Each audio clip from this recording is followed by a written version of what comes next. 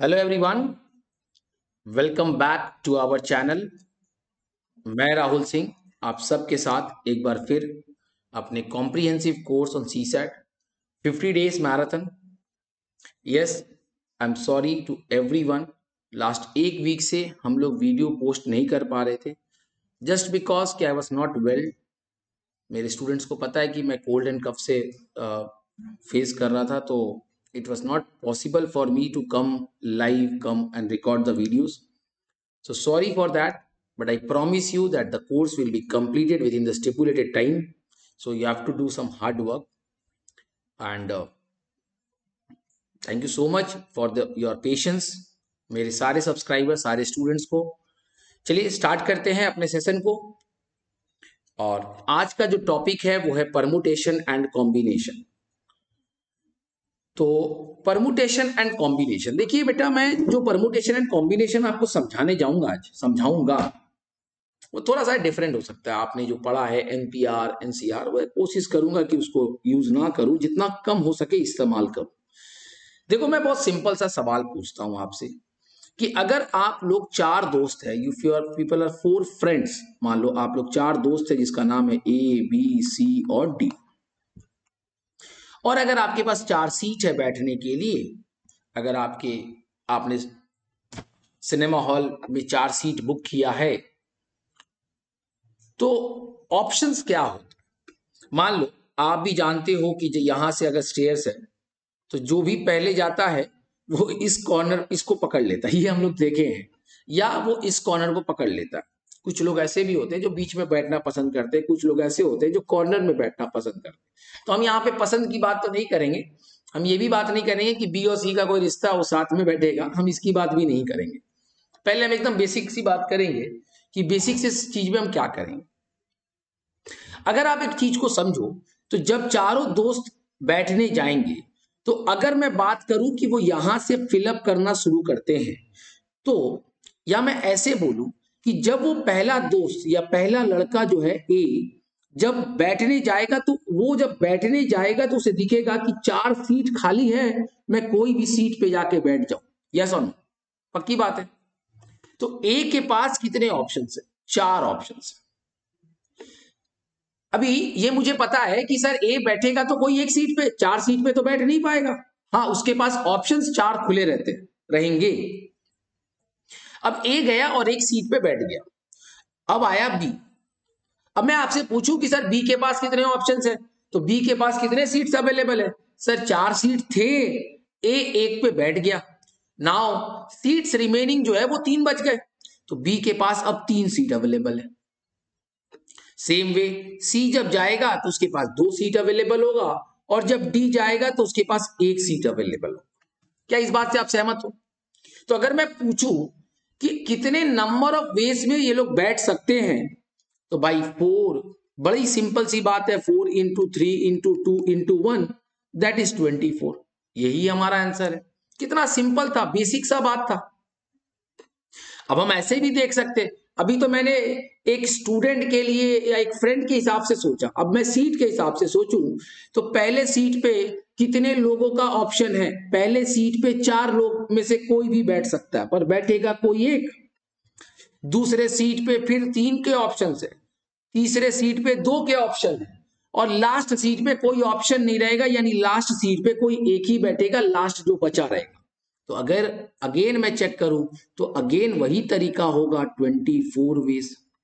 तो मेरी बात आपको समझ में आ रही है कि हमें परमुटेशन करने के लिए इस तरीके का फॉर्मूला इस्तेमाल करने का जरूरत नहीं है। 4p4 4 factorial by 4 minus 4 factorial, that is 4 factorial 24, 4 minus 4 0 factorial by 1, that is 24। Answer तो सब जगह से सेम आ रहा है। तो मेरी बात आप समझ रहे हो कि हमें परमुटेशन करते समय कुछ नया तरीका, नया कंसेप्ट और लॉजिकल बात करना है। ठीक है। अब अगर मैं ये कहूं इसी सम्स में कि मान लो कि कहता है बी और सी कि मुझे बैठना है साथ में, बी और सी कहता है कि मुझे साथ में बैठना है। भाई जहां बैठाओ, हम साथ में बैठेंगे। तो भाई जब ऐसा सिचुएशन आएगा तो मुझे क्या दिखेगा? एक है ए जो इंडिपेंडेंट है, एक है डी जो इंडिपेंडेंट है, और एक है बी सी जो टुगेदर है। क्या मेरी बात समझ में आ रही है? हमें बी और सी को अलग नहीं सोचना होगा, हमें बी और सी को एक साथ देखना होगा। जब मैं बी और सी को एक साथ देखूंगा तो मुझे एक यूनिट की तरह सोचना पड़ेगा। ये ऑलरेडी एक यूनिट है, ये ऑलरेडी एक यूनिट है। क्या मेरी बात समझ में आ रही है? पक्की बात है। अभी आपने ये देखा कि 4 लोगों को बैठाना है तो आपने किया 4 इंटू 3 इंटू 2 इंटू 1, या मैं सिंपल फॉर्म में कहूं तो 4 फैक्टोरियल, राइट। तो सेम वे अब हमारे पास कितने लोग हैं? 3 लोग हैं, तो मैं क्या करूंगा? 3 फैक्टोरियल। क्या ये बात कर सकता हूं ना? जी सर। अच्छा सर, एक और बात बहुत इंपॉर्टेंट है, क्या कि जरूरी है क्या बी और सी ऐसे बैठेगा? बी और सी तो ऐसे भी बैठ सकता है, क्योंकि ऐसे भी ये टुगेदर है। इसका मतलब ये दोनों आपस में भी जगह बदलेंगे, और कितने बेस में जगह बदले? 1 and 1 2, that is 2। Answer is 6 into 2, that is 12 base. अब सर ये तो आपने बहुत आसानी से छोटे नंबर्स बताए और छोटे नंबर्स के हिसाब से आपने एक्सप्लेन कर दिया, बट अगर बड़े नंबर्स कोई प्रॉब्लम नहीं है, एक स्टेप है उसको समझो, अपने आप चीज याद हो जाएगा।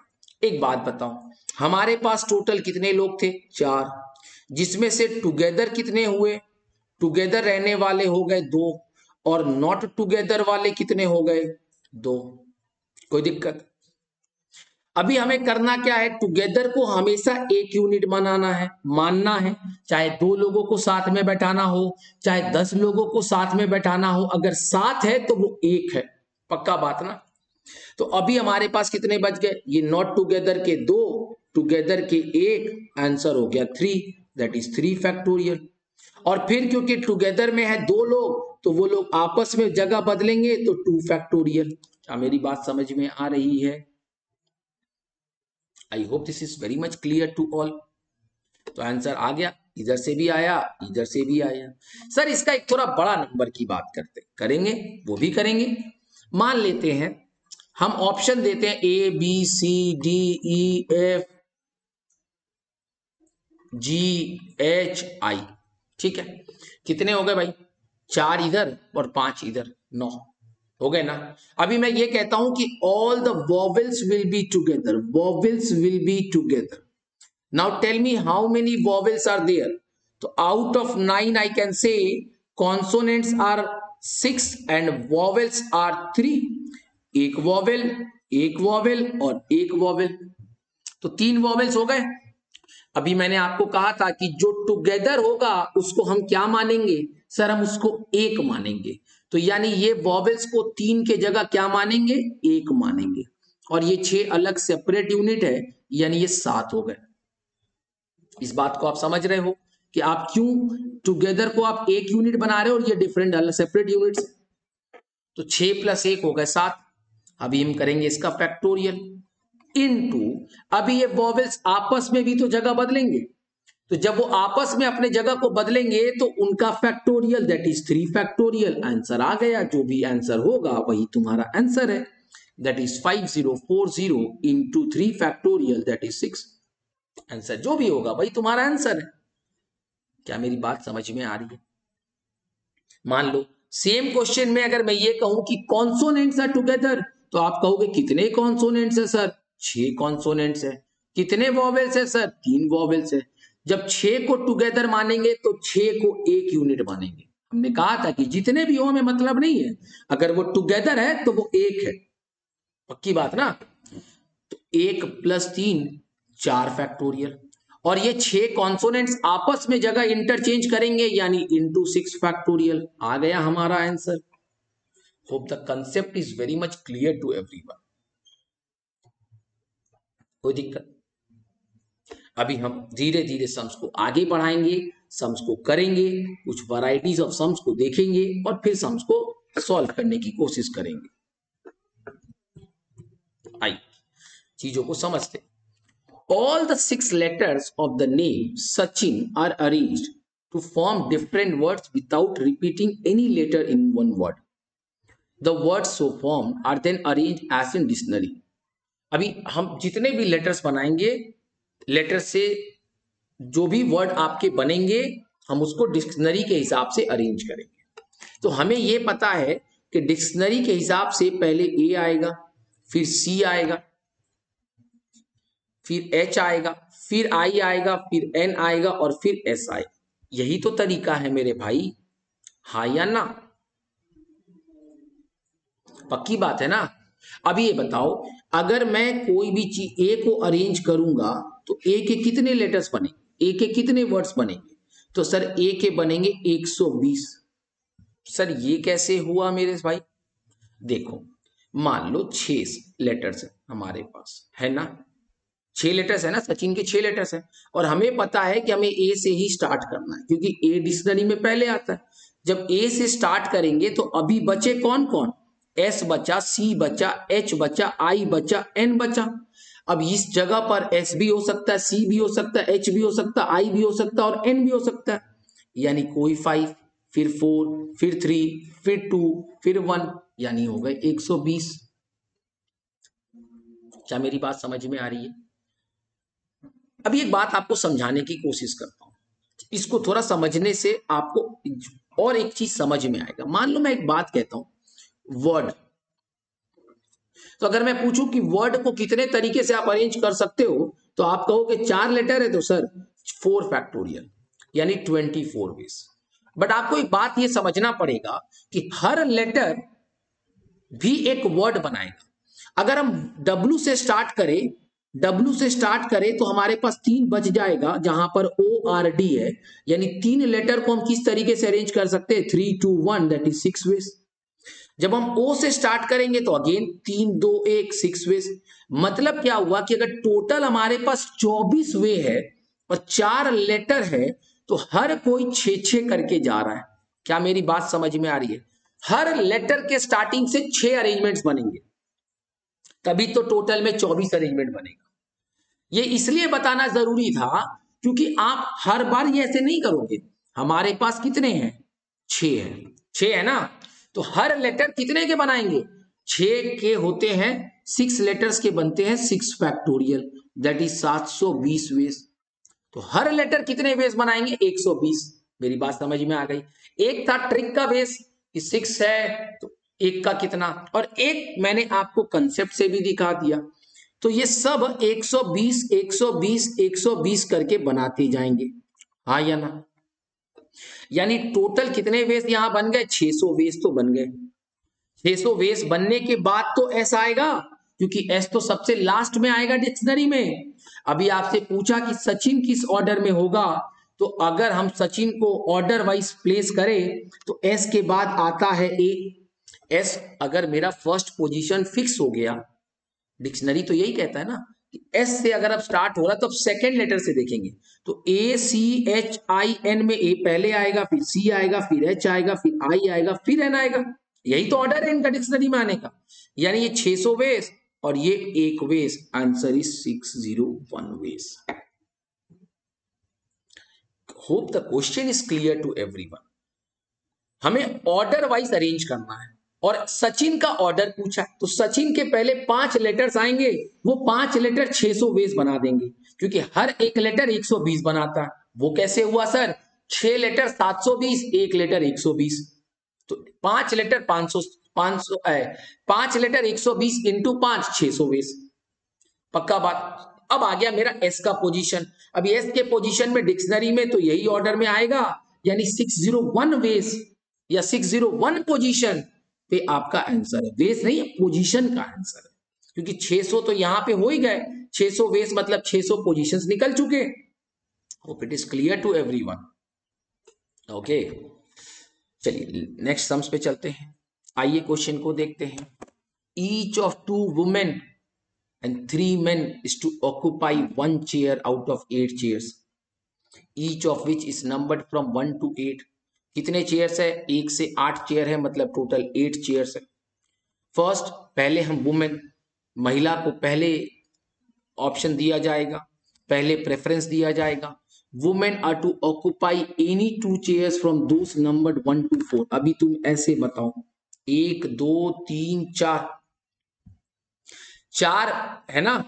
तो ये बताइए मेरे भाई, अगर 4 नंबर्स है, 4 चेयर है और 2 वुमेन है, तो इस चेयर पे, या मैं ऐसे बोलूं, एक वुमेन के पास कितने चेयर का ऑप्शन है। एक वुमेन जब बैठने जाएगी तो उसको 4 चेयर खाली दिखेगा, 1 2 3 4। तो पहले वुमेन के पास कितने चेयर का ऑप्शन है सर। फर्स्ट वुमेन के पास 4 चेयर का ऑप्शन है, जो भी पहली होगी, आई डोंट वांट कि हमको समझना भी नहीं कि कौन पहला है। सेकेंड वुमेन के पास सर 4 चेयर पहले था, एक पे वो बैठ गई। सेकेंड वुमेन के पास अभी 3 ही ऑप्शंस है, दैट इज 3। तो वुमेन बेसिकली 4 इंटू 3 12 वेज में बैठ सकती है। इस बात से आप अग्री कर रहे हो। एकदम सही है sir.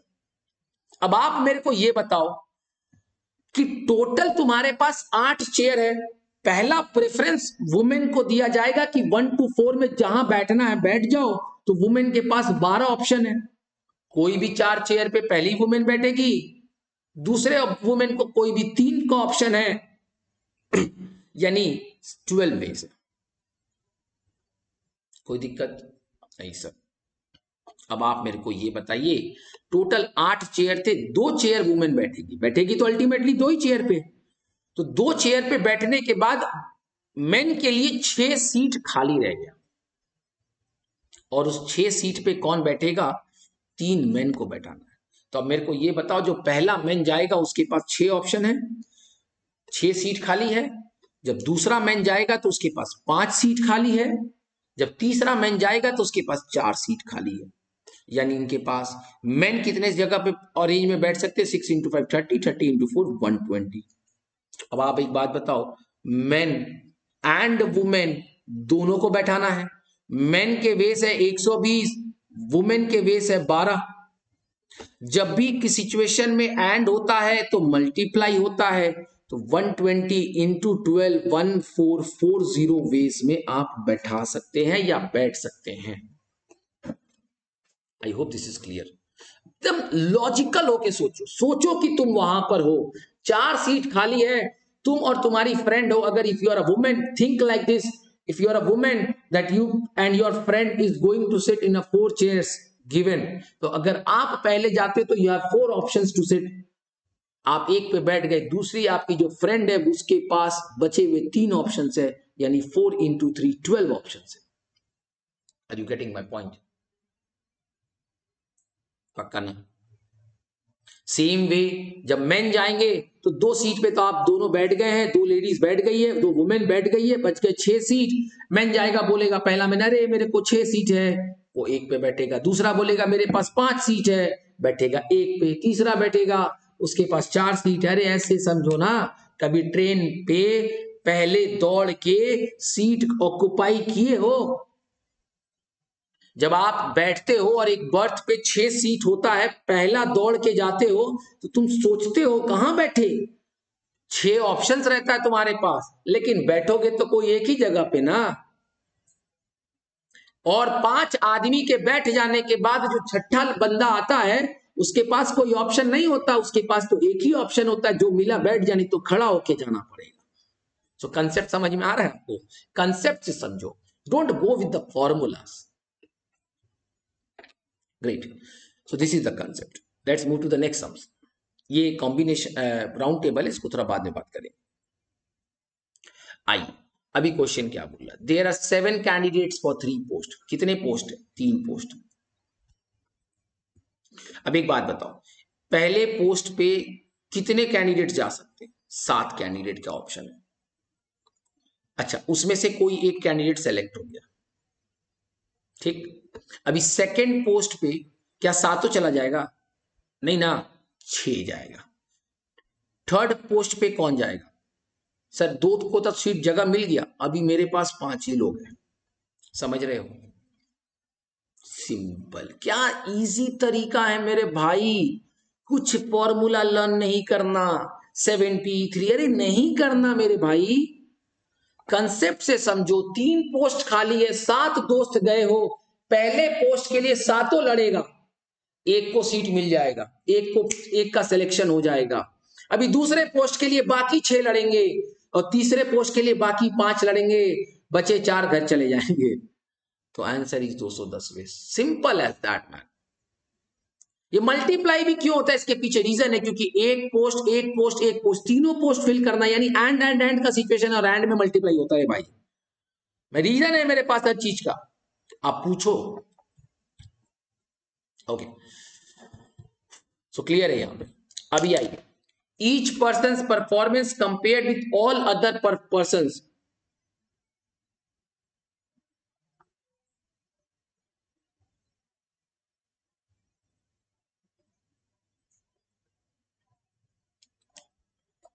Each person's performance compared with all other person is to be done to rank them subjectively.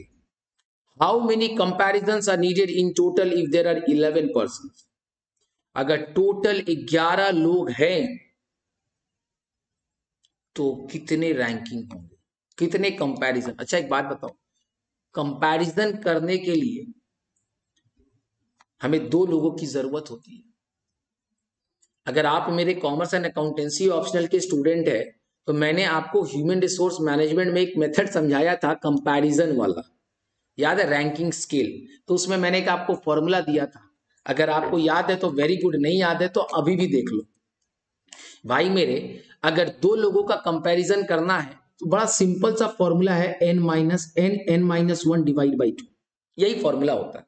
या मैं ऐसे भी जा सकता हूं, 11 पर्सन है और 2 जनों के बीच में कंपैरिजन होगा, यही तो होगा ना, तो 11p2। बट ये कंसेप्ट है, तो 11 minus 1 that is 10 by 2 5 55।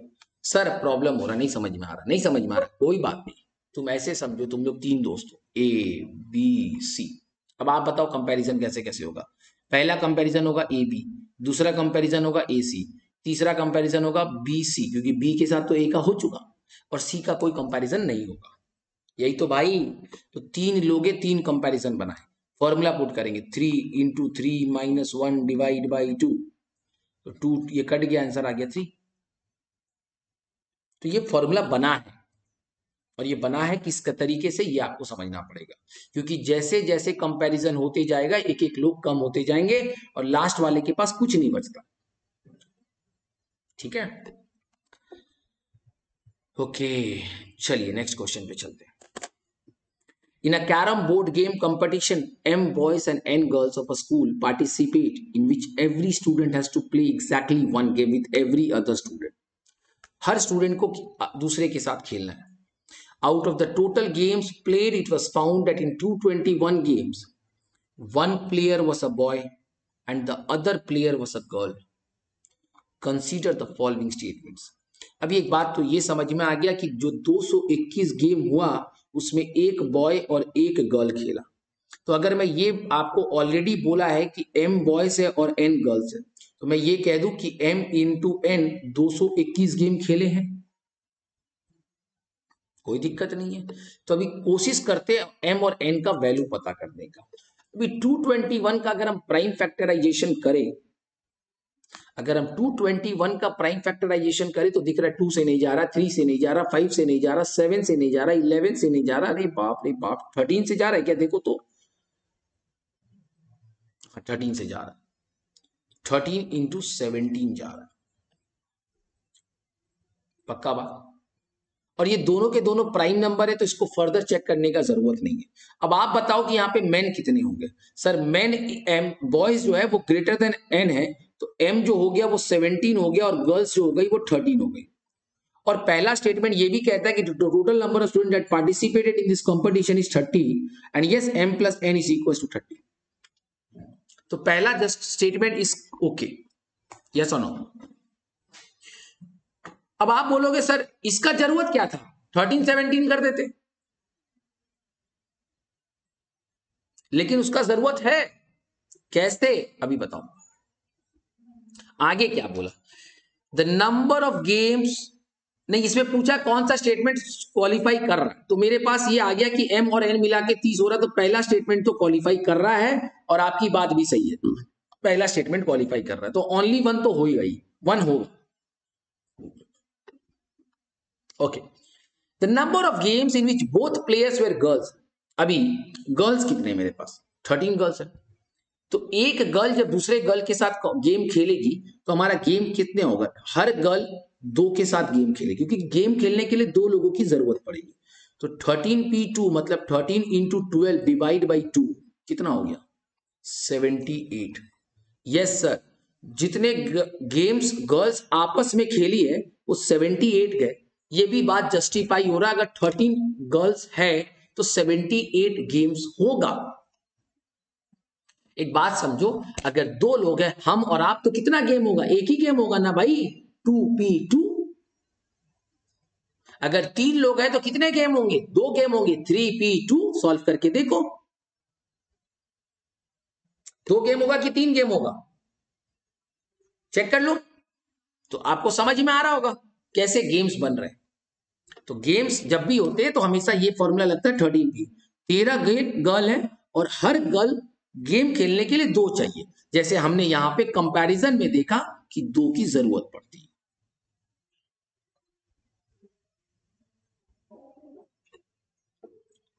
So hope this is clear. चलिए moving to the next question. In a question paper there are 4 multiple choice type questions. Each question has 5 choices.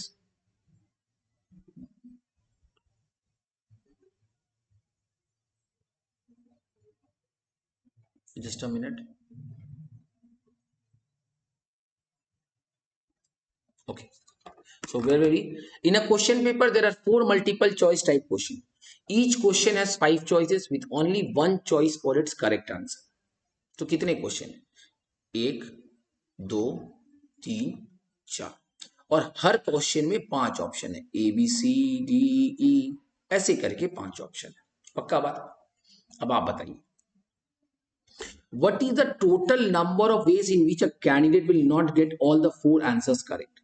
पहले हम ये देखते हैं कि अगर सब के सब ऑप्शंस आप सेलेक्ट कर लिए तो पहले सिचुएशन पे आप कितने ऑप्शन सेलेक्ट कर सकते हो, 5, कोई भी 5। दूसरे क्वेश्चन के लिए अगेन आप कोई भी 5, तीसरे के लिए अगेन कोई भी 5, और चौथे के लिए अगेन कोई भी 5। पक्का बात। अभी अपने को चारों मल्टीपल चॉइस करना है, मतलब एंड है बीच में, तो मल्टीप्लाई। तो ये कितने हो गए, 625 वे में एक्चुअली ऑप्शन सेलेक्ट होगा। अब एक बात बताओ, करेक्ट होगा उसका प्रोबेबिलिटी, मतलब 100% आप करेक्ट हो, जो ऑप्शंस आपने सेलेक्ट किया वो सही है, उसका प्रोबेबिलिटी तो हमेशा 1 ही होगा ना, यस और नो। 1 आउट ऑफ 1, 100% चांस, यानी एक ही हो सकता है, उसमें कोई सेकंड ऑप्शन नहीं हो सकता। तो टोटल होंगे 625 वेज। ऑल करेक्ट कितने हो सकते, 1। अब समझ लो ऑल करेक्ट 1 कैसे हुआ भाई। मान लो कि अगर मैं कहता हूं कि सबके ऑप्शन ए है, मान लो, और वो सही हो गया, तो आप एक ही ऐसा चांस होगा ना जहां पे आप सब एक सेलेक्ट करोगे, क्योंकि अगर आप एक को ए दूसरे को बी कर लिए तो ऑप्शन गलत हो गया। सब सही होगा, इसका चांस हमेशा 1 होता है। 100% प्रोबेबिलिटी मतलब आंसर इज 1। तो नॉट करेक्ट के कितने चांस होंगे, तो नॉट करेक्ट के कितने चांस होंगे, 624वें। अगर टोटल मेरे पास 625 है, करेक्ट होने का चांस 1 है, तो नॉट करेक्ट होने का चांस कितना होगा, 624, 624 ways. So hope this logic is very much clear to everyone. चलिए आगे बढ़ते। In how many different ways can 6 players be arranged in a line such that 2 of them, Ajit and Mukherjee, are never together? Sir आपने together सिखाया था, never नहीं सिखाया, तो कोई बात नहीं, आपको टुगेदर आता है। हाँ सर, टुगेदर के केस में क्योंकि 6 लोग हैं, अजीत और मुखर्जी को साथ में रखना है, तो ये 2 जने हैं और बच गए 4 यूनिट्स। और मैंने कहा था कि जब टुगेदर होगा तो इसको 1 यूनिट मानेंगे, और ये 4 सेपरेट है, तो यानी ये हो गया 5 फैक्टोरियल। कोई दिक्कत है आपको तो बोलो।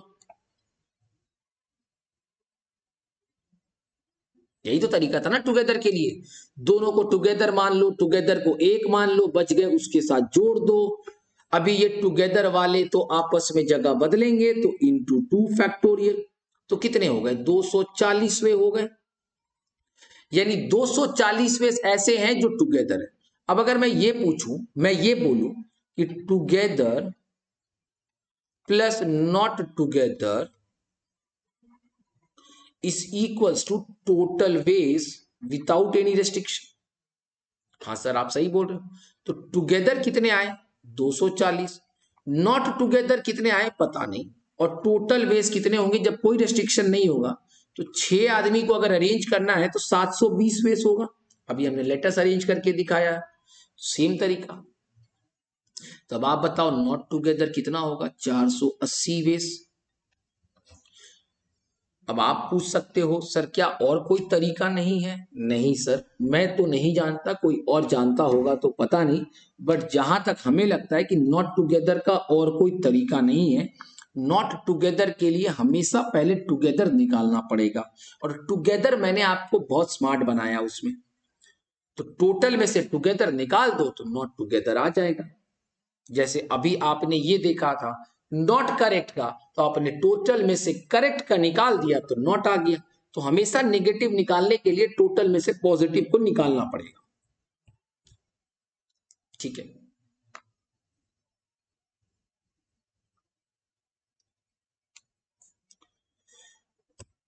आइए देखते हैं।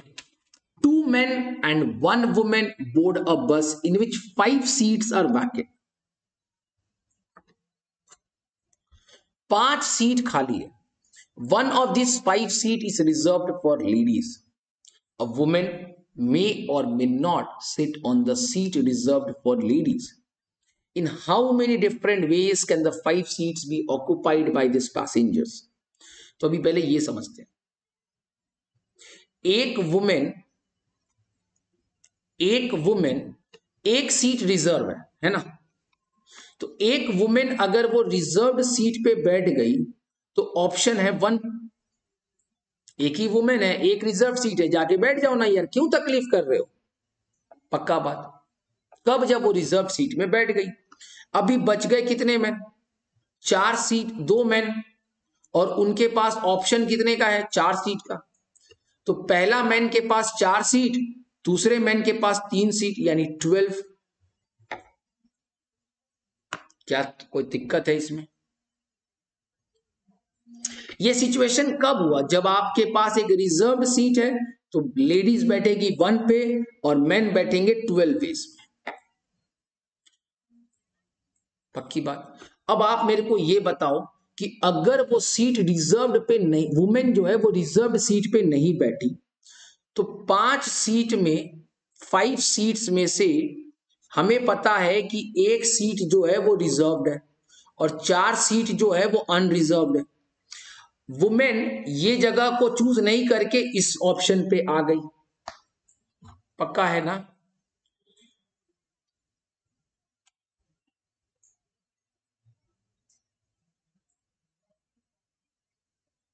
अब आप मेरे को ये बताओ, 4 सीट है, जब 4 सीट वुमेन अनरिजर्व्ड में आ गई तो वो मेन के जैसा ही सोचने लगी, मेन के जैसा ही उसके पास ऑप्शन हो गया, क्योंकि वहां उसको रिजर्वेशन नहीं है। 4 सीट है, 3 लोग है, 2 मेन और 1 वुमेन, क्योंकि ये तो सीट खाली जाने वाला। ऐसा नहीं है कि वुमेन रिजर्व सीट पे नहीं बैठी तो मेन जाके बैठ जाएगा, नहीं, that is reserve for ladies, we have to follow the rules and regulation. हाँ हम बैठ जाते हैं वो अलग बात है, फिर कोई आती है तो उठ जाते हैं, but we are not going to do this. तो अभी हमारे पास जो 4 सीट बचे उसमें से कोई भी 3 जाके बैठेगा। तो पहले वाले के पास 4 ऑप्शन, दूसरे वाले के पास 3 ऑप्शन, तीसरे वाले के पास 2 ऑप्शन। कितने हो गए? 4 इंटू 3 12, 12 इंटू 2 24 वेज। पक्का बात।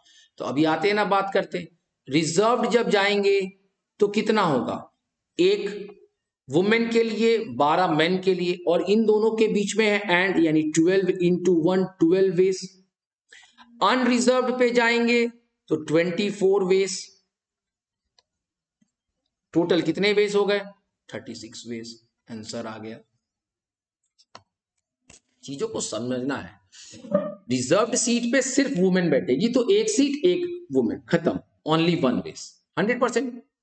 बचे कितने सीट? 4 सीट। उस 4 सीट पे 2 मैन बैठेगा। पहला सीट पे या पहला मैन जब जाएगा बोलेगा अच्छा 4 सीट खाली है 4 वेज। दूसरा मैन जाएगा 3 सीट खाली है 4 × 3 12 वेज। इस पे हम डिस्कशन कर चुके हैं। ये हो गया रिजर्व का सिचुएशन। अब मान लो वुमेन बोलते हैं हम रिजर्व में नहीं बैठेंगे, हम भैया इक्वालिटी की बात करते हैं। तो जब हम इक्वालिटी की बात करेंगे तो रिजर्व सीट खाली जाने वाला है।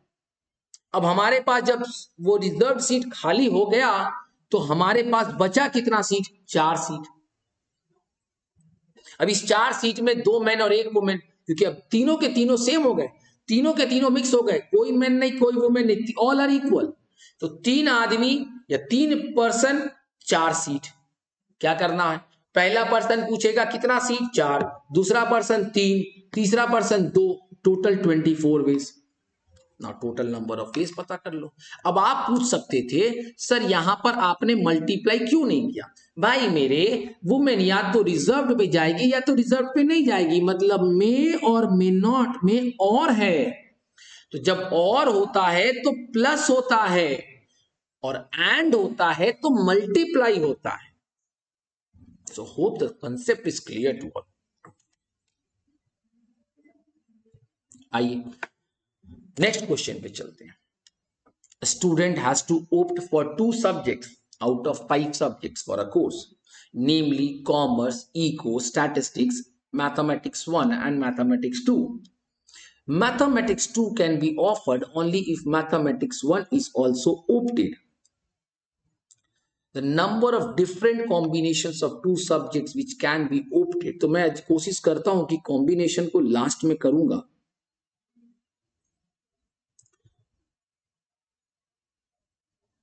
आइए एक बार इस क्वेश्चन को देखते हैं। 12 people from a club. By picking lots, one of them will host a dinner for all once in a month. The number of dinners a particular member has to host in 1 year is. अभी एक बात बताओ, 12 members हैं, मान लो पहला member का lottery निकला और वो होस्ट कर दिया 1 महीने में, ठीक है? तो पहला मेंबर पहला महीना होस्ट कर दिया, चलिए। अभी दूसरे महीने में उसी मेंबर का नाम नहीं आएगा ऐसा तो कुछ नहीं बोला, और उसी मेंबर का नाम आएगा ऐसा भी कुछ नहीं बोला, आएगा कि नहीं आएगा। मतलब ये बताना मुश्किल है कि दूसरे मंथ में पहले वाले का नाम आएगा या नहीं आएगा। तो एक पर्टिकुलर मेंबर कितनी बार होस्ट करेगा ये बताना मुश्किल है, so can not be predicted.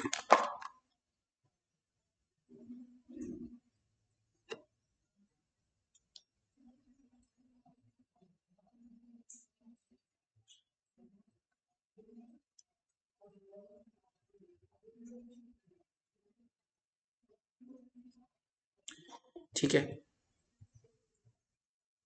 आइए क्वेश्चन को पढ़ते हैं। In how many different ways can 4 books A, B, C and D be arranged one above another in a vertical order such that the books A and B are never in continuous? ओ मेरे भाई ये तो वही है ना, continuous नहीं होना चाहिए, नेवर इन कंटिन्यूअस। तो मैंने अभी आपको एक बात बताया कि जब नेवर होगा तो पहले टुगेदर देखेंगे। तो 4 बुक्स को अगर अरेंज करें तो 4 फैक्टोरियल, और 4 बुक्स को अगर टुगेदर, 2 बुक को टुगेदर माने तो 2 + 1 3 फैक्टोरियल इंटू 2 फैक्टोरियल। तो ये हो गया 24, ये हो गया 6 × 2 12, so answer is 12 is, hope it is total minus together. Together में मैंने कहा था कि सी डी और ए बी, तो 3 यूनिट्स हो गए, 3 यूनिट्स का 3 फैक्टोरियल, ये ए बी आपस में जगह बदलेगा तो 2 फैक्टोरियल। इस पे मैंने बहुत डिस्कशन कर दिया है, राइट?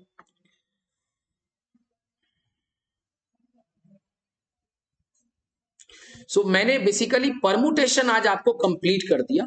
कल मैं कॉम्बिनेशन पढ़ा दूंगा, ताकि देखिए आप इतने बड़े चैप्टर को एक साथ लोगे तो शायद कंफ्यूजन बन जाएगा।